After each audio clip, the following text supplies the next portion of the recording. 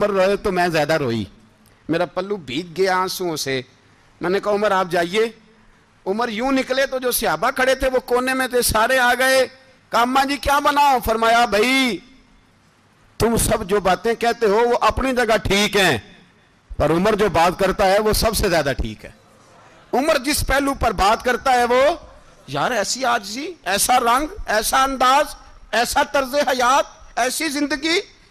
اولاد کے معاملے میں لوگ بزدل ہو جاتے ہیں، بزدل، پر حضرت عمر کا بیٹا مصر گیا، وہاں سے کمائی کر کے لایا، تجارت کرنے گیا، لاکھوں کا مال۔ کون سا باپ ہے دنیا میں جس کا بیٹا باہر سے پیسے لے کے آئے تو ابا تفصیل پوچھے کہ بیٹا کہاں سے کمائے، کہاں سے لایا، کتنے ملے، کیوں آئے؟ کون سا باپ تفصیل پوچھتا ہے؟ ابا تو کہتا ہے لا صحیح، اور تعریفیں کرتا ہے میرا بیٹا بڑی کمائی کرتا ہے۔ کبھی پوچھا ہے اس سے کہ ڈیوٹی صحیح دیتا ہے کہ نہیں؟ کبھی پوچھا ہے کہ تو ایمانداری کی روزی لاتا ہے کہ حرام کی کماتا ہے؟ یہ باپ کی ذمہ داری ہے، یہ اماں کی ذمہ داری ہے۔ پھر کہتا ہے بیماری کیسے آ گئی، پریشانی کیسے آ گئی؟ تو نے کبھی سوال کیا اپنی اولاد سے؟ حضرت عمر فاروق رضی اللہ تعالیٰ عنہ کا بیٹا مصر سے پیسے کما کے لایا تو جناب عمر نے بلایا، فرمایا بیٹے اتنی تو تیرے پاس راس ہی نہیں تھی، تھوڑے سے تو پیسے لے کے گیا تھا، اتنی کمائی کیسے ہو گئی؟ اتنے تو پیسے نہیں تھے صاحب، کہاں سے کمائی لائے؟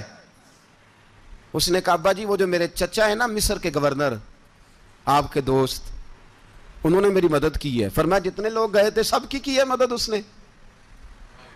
کہا نہیں صرف میری کی۔ فرمایا تیری کیوں کی؟ تیری کیوں کی؟ کہا حضور آپ کے دوست ہیں۔ فرمایا چپ کر، حضور انہوں نے مجھے اتنے پیسے دیے، میں نے کاروبار میں ڈالے تو نفع آیا تو میں ان کی رقم دے کے۔ فرمایا خاموش ہو جا، باقی جتنے لوگ گئے تھے سب کی مدد کی اس نے؟ کہا نہیں حضور صرف میری کی۔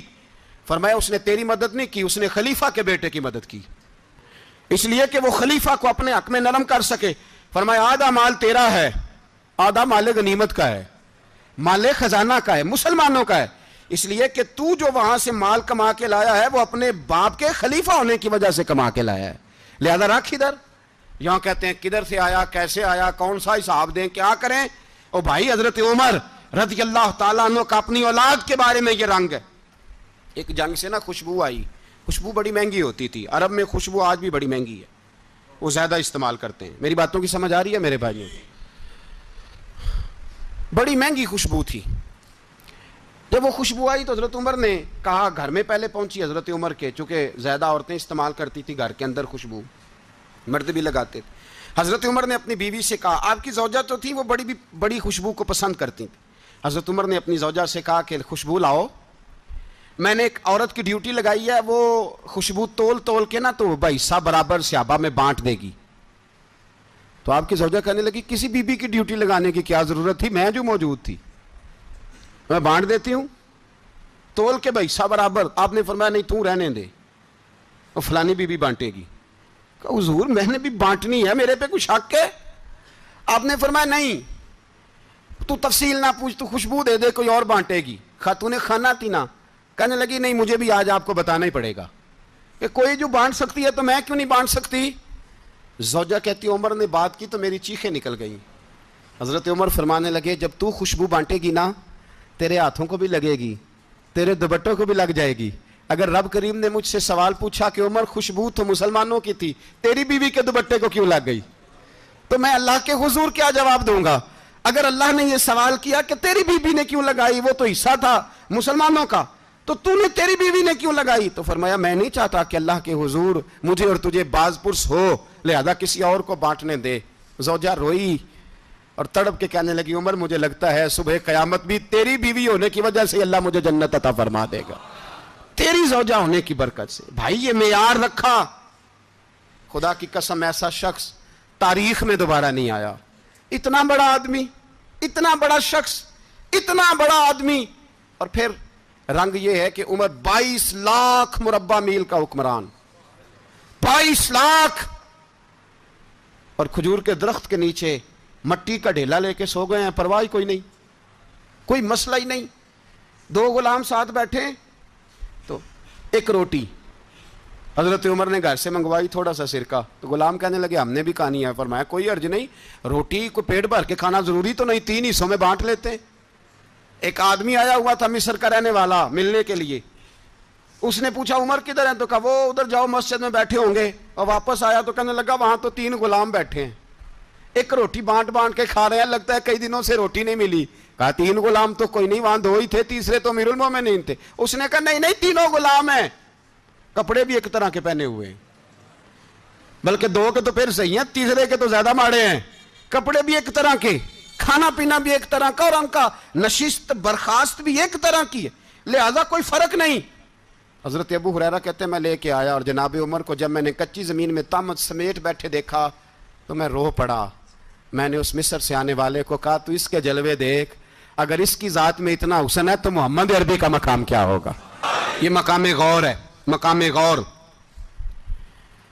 10 محرم کو لوگ دیگے پکائیں گے نا, نہیں پکانی ہے؟ کوئی بول دے نہیں, ہاں نہ نہیں کر دے, پروگرام بدلیا تو نہیں دی عید کی کہ وہی کام شروع ہوا ہے لات ٹائٹ ہونے والا. کیوں جی, پکنی ہے نا دیگیں 10 محرم کو انشاءاللہ تعالی, ہم بھی پکائیں گے انشاءاللہ, یہاں بھی پروگرام ہوگا. تو 10 محرم کو جو دیگ پکنی ہے تو ایسا نہیں ہو سکتا کہ 1 محرم کو حضرت عمر کے نام کی بھی کوئی پک جائے.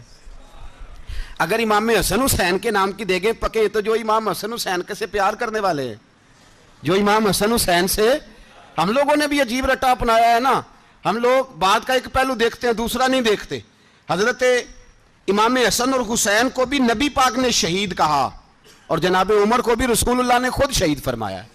فرمایا شہید ہے, خود فرمایا اپنی زبان سے کہ یہ شہید ہے, خود میرا عمر شہید ہے. تو ان کے نام کی دیگ نہیں پکنی چاہیے, اس طرف نہیں ہماری توجہ ہونی چاہیے. اور اہل بیت نبو, یہ بات میں پہلے بھی کرتا ہوں, آج پھر کرنا ضروری سمجھتا ہوں. اہل بیت کا پیار سن لو کان کھول کے, اہل بیت کا پیار اگر ہمیں کسی نے سکھایا ہے تو سیدنا عمر فاروق نے سکھایا ہے. اہل بیت نبوت کی محبت اگر کسی نے سکھائی ہے تو کس نے سکھائی ہے؟ بول کے بتائیے. حضرت عمر نے. اہل بیت کا پیار ہمیں حضرت عمر نے بول کر کے سکھایا ہے. بھائی یاد رکھیں, کسی کی طاقت نہیں تھی دم مارنے کی حضرت عمر کے سامنے, طاقت ہی نہیں تھی. کیسر و کسرا کانپ جاتے تھے, جرأت ہی نہیں کرتے تھے حضرت. اور ہمارے تو تعلقات بڑے ہیں نا غیروں سے. حضرت ابو موسیٰ اشعری رضی اللہ تعالیٰ عنہ فرماتے ہیں میرا منشی عیسائی تھا, وہ کاتب کہتے تھے وہ لوگ, میرا حساب کتاب عیسائی تھا. تو فرماتے ہیں ایک دن میں نے وہ سارا حساب کتاب لین دین کے حضرت عمر کو دکھائے تو فرمانے لگے جس نے لکھے ہیں اس کو بلاؤ. کہنے لگے ضرور مسجد نہیں آ سکتا. کیوں نہیں آ سکتا؟ کہنے لگے وہ عیسائی ہے. کہتے ہیں حضرت عمر جلال میں آ گئے. آپ فرمانے لگے جنہیں رب دور کرتا ہے تم کیوں قریب کرتے ہو؟ جنہیں اللہ دور کرتا ہے. فرمایا تم غیروں کو اگر عہدے دو گے تو اپنوں کا کیا بنے گا؟ اگر تم غیروں کو عہدے دو گے تو اپنوں کا. یہ سوچ ہے جو آج برما کے مسلمانوں کے لیے بھی ضروری ہے. کہا اگر تم غیروں کو عہدے دو گے تو اپنوں کا. ہم نے غیروں کو عہدے دیے تو دیکھا نا اپنے کس طرح کاٹے جا رہے ہیں. غیروں کو جو عہدے دے دیے یرانے سارے غیروں سے. روز دعویٰ ہوتا ہے چین ہمارا سجن ہے, چین ہمارا دوست ہے. او بھائی دوست ہے تو اس سے کہو نا کہ برما تو تمہاری ایک چھوٹی سی ریاست ہے, چین کے بغیر تو وہ سانس بھی نہیں لے سکتا. اس کو کہو نا اس حکومت پہ دباؤ ڈالے. لیکن ہم لوگوں نے غیروں کو عہدے دیے تو اپنے پس گئے. حضرت عمر کہتے تھے ذمی کا ہم ادب کریں گے, ذمی کافر کا ہم, ایسا کافر جو مسلمان ریاست کو قبول کرے, بدامنی نہ پھیلائے. ایک آدمی کو آپ نے دیکھا آنکھوں سے نابینا ہے اور بھیک مانگ رہا ہے, تو حضرت عمر کو نظر آ گیا. فرمایا کون ہو؟ اس نے کہا میں یہودی ہوں. فرمایا بھیک کیوں مانگتے ہو؟ کہا جب تک تندرست تھا مسلمانوں کو جزیہ دیتا تھا, بوڑھا ہو گیا ہوں کیا کروں. حضرت عمر نے گھوڑے کی پشت پہ بٹھایا, کافر کو گھوڑے کی پشت پہ بٹھایا اور بٹھا کے مدینے لائے. حضرت علی شیر خدا وزیر خزانہ پہ. فرمایا علی اس کا وظیفہ جاری کرو. کہا یہ کون ہے؟ فرمایا یہ یہودی ہے لیکن یہ ہمیں جزیہ دیتا رہا, بوڑھا ہو گیا بیچارہ, بھیک مانگنے پہ مجبور ہے, ہماری حکومت کے اندر رہتا ہے, اس کا پورا وظیفہ جتنا خرچہ اتنا وظیفہ لگاؤ. حضرت علی کہتے ہیں میں وظیفہ لگا رہا تھا اور وہ میرے نبی کا کلمہ پڑھ رہا تھا, وہ رسول اللہ کا کلمہ پڑھ رہا تھا. یہ مزاج, یہ نہیں کہ کافر. حضرت عمر نے گورنروں کو خط لکھے تھے کہ زبردستی کسی کو مسلمان نہیں کرنا, جہاں ان کی عبادت گاہیں بنی ہو گرانی نہیں, کوئی مندر کوئی گرجا ضائع نہیں کرنا. اسلام سب کو جینے کا موقع دیتا ہے, پر بے ایمانو ظالموں بدذاتوں تمہیں یہ کہتا ہے کہ ہم تمہیں جینے کا موقع دیتے, تم بھی مسلمانوں کو جینے کا موقع دو. یہ جہاں بستے ہیں جہاں رہتے ہیں انہیں وہاں جینے کا موقع دو, انہیں بھی اللہ اکبر کہنے کا موقع دو, انہیں بھی قرآن پڑھنے کا موقع دو, انہیں بھی رسول اللہ پر درود پڑھنے کا موقع دو. ہمارے ملک میں عیسائی اپنی مرضی سے کھلے عام تبلیغ کرتے ہیں, یہاں تو چینل چلائے ہیں عیسائیوں نے کسی مذہبی جماعت نے کبھی جلوس نکالا ہے کہ سانجو کا چینل بند کرو؟ بولے نکلا ہے کہ نہیں نکلا؟ کتنے ظلم کی بات ہے. ہم جب غیر کو اتنا تحفظ دیتے ہیں، اتنا تحفظ دیتے ہیں. ہم نے دیکھا ہے، مجھے بیسیوں لوگوں نے عید پہ ٹیلی فون کیے کہ عیسائیوں کو قربانی کا گوشت دے لیں، مجبور ہیں جی، دروازے پہ آ گئے ہیں، ہمارے کام کاج کرتے ہیں. بیسیوں لوگ، عام آدمی کے دل میں ان کا اتنا جذبہ ہے. وہ مسائل کا بیان کرنا ایک علیحدہ بات، لیکن ہمارے دل کافر کے حق میں بھی نرم ہو جاتے ہیں. تم کس قدر زیادہ بے ایمان ہو اور کفر کس قدر زیادہ ذلیل ہو گیا ہے کہ مسلمان کے حق میں نرم ہوتا ہی نہیں. اور اس سے بڑے ذلیل وہ ہیں جو ان ذلیلوں کے سپورٹر ہیں. وہ کسی عرب ملک کے حکمران ہو یا کسی اور جگہ کے، وہ بڑے ذلیل ہیں جو ان ذلیلوں کے سپورٹر ہیں، جو برما کی بچیوں کے قتل پر اپنی حکومتیں چمکا رہے ہیں. انہیں شرم نہیں آتی. اس قدر مسلمان تڑپا ہے، لیکن ان بے غیرتوں کو ذرا ہوش نہیں آئی. اور یہ ان کے کماش، ان کے دلال جو ہر جگہ ان کی سپورٹ کر کے اپنی حکومتیں قائم کرتے ہیں، بے ایمانوں کو پتہ نہیں کہ کب ان پر اللہ کا عذاب اترے گا اور کس طرح ان کے پرخشے اڑیں گے. تمہیں اپنی ذلت اور رسوائی نظر نہیں آ رہی کہ زمین کس طرح تمہارے لیے تنگ ہو گئی ہے؟ اس سے زیادہ اور تمہاری رسوائی کیا ہوگی؟ ڈرو اللہ سے. اور یہ تو دنیا کا عذاب ہے. ان بطش ربک لشدید. میرا رب کہتا ہے قیامت تو قائم ہونے دے. اتنا سخت تیرے رب کی پکڑ ہے، اتنی کسی دوسرے کی ہو سکتی؟ یاد رکھیں اور تھوڑا احتیاط کریں. ہم سب لوگ بھی، جو ہم لوگ آدھی زبان بول کے بھی ان کی سپورٹ کرتے ہیں، اب شرم آنی چاہیے ہمیں ان حکومتوں کی سپورٹ کرتے جو مسلمانوں کی لاشوں کے اوپر حکومتیں قائم کرتے ہیں. شرم آنی چاہیے. بہرحال بات دور نکل جائے گی اور میں اپنے مضمون پہ رہتا ہوں. اہل بیت کا پیار اگر سکھایا ہے تو جناب عمر نے سکھایا ہے رضی اللہ تعالی عنہ. امام حسن ملنے، آپ یقین کریں میں جب اس واقعہ کو پڑھتا ہوں تو میرا دل جھوم جاتا ہے. میں کہتا ہوں یار، ڈاڈا ہونا اپنی جگہ پہ، عشق ہونا اپنی جگہ پہ، انسان کا باوقار ہونا اپنی جگہ.